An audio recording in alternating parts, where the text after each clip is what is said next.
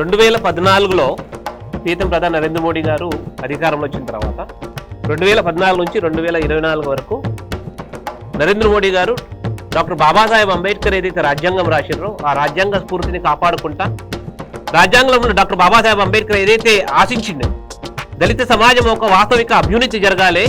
ఈ దేశము ఇన్ని సంవత్సరాలు కాంగ్రెస్ పరిపాలనలో దళితులను కేవలం ఓటర్లుగా మాత్రమే వాడుకున్నారు, కానీ ఏ రోజు కూడా దళితుల ఒక ఆర్థిక సామాజిక స్థితిగతులని మంచి మెరుగుపరచాలి, అధికారంలో కూడా వాళ్ళని భాగస్వామ్యం చేయాలి అనే ఒక ఆలోచన ఎప్పుడు కూడా ఇంతకుముందు పాలకులు లేకుండా.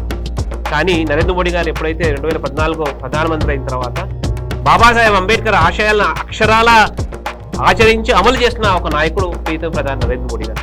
బాబాసాహెబ్ అంబేద్కర్ ఒక మనసులో ఒక కోరిక ఉండే, నా సమాజం చెందిన వాళ్ళందరూ, వెనుకబడ్డ కులాలకు చెందిన వాళ్ళందరూ కూడా ఆర్థికంగా బలంగా ఎదగాలి, నా సమాజం చెందిన వాళ్ళందరూ కూడా వ్యాపారాలు చేయాలి అని ఆయనకు ఒక కళ ఉండే.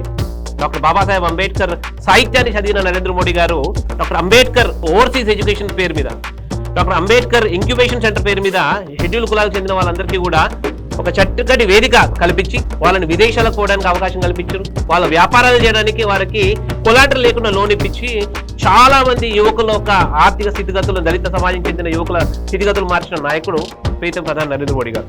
అయితే ఆ 2014 నుంచి 2024 మధ్యలో దళిత సమాజం ఒక వాస్తవిక అభ్యున్నతి ఏ రకంగా మార్పు జరిగిందంటే ఈ రోజు మొన్న 24లో దళిత సమాజం అంతా కూడా నరేంద్ర మోడీ వారు చూడడం ప్రారంభమైంది. మీరు ఏ బస్సులో ఏ వీధిలో పోయి చూడండి, నరేంద్ర మోడీ గారు దళిత సమాజంకి ఏమని చేస్తున్నారు అంటే అక్కడ ఉన్న యువకులందరూ కూడా నరేంద్ర మోడీ గారు ఒక మంచి నాయకుడు, వాడి వల్ల మేము చిల్లర వర్తకులం అయితే స్వానిధి పేరు మీద వ్యాపారం పెట్టుకున్నాము, ఒక పెద్ద వ్యాపారం పెట్టుకోవడం అంటే ముద్రా లోన్ పేరు మీద డబ్బులు తీసుకొని మేము ఒక స్థాయి వ్యాపారం పెట్టుకున్నాం. ఇదంతా కూడా ఇంతకుముందు జరిగేది కాదు.